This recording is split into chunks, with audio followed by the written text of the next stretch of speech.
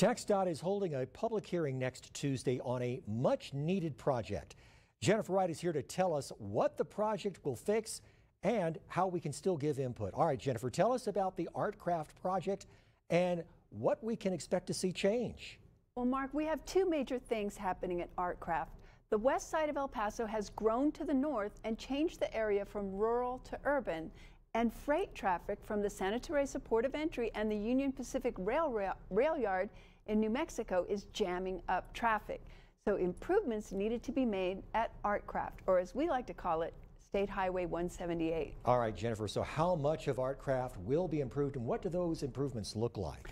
The proposed project goes from the western New Mexico state line to I-10 and includes the construction of 4 direct connector ramps at the I-10 interchange, reconstruction and extension of existing frontage roads in both directions along Artcraft between I-10 and Doniphan, and grade separations with 4 elevated lanes over the existing intersections of West Side Drive and Upper Valley Road, which will include entrance and exit ramps for those interchanges. Wow, that is a project to be sure. All right, tell us about this public hearing and how is this different from a public meeting? Well, unlike a public meeting, a public hearing is held to inform the public of the status of a project and present the recommendations based on our studies.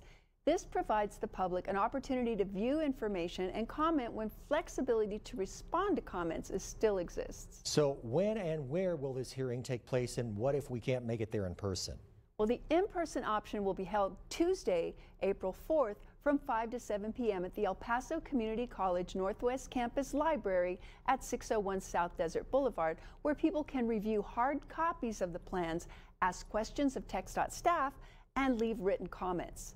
The virtual hearing will consist of a pre-recorded video presentation and will include both audio and visual components. And you can find the presentations online at TXDOT.gov by searching Hearings and Meetings and then scrolling down to El Paso County starting Tuesday, April 4th at 5 p.m. and it'll be online until Wednesday, April 19th at 5 p.m. Now the $64,000 question, Jennifer, when might construction begin?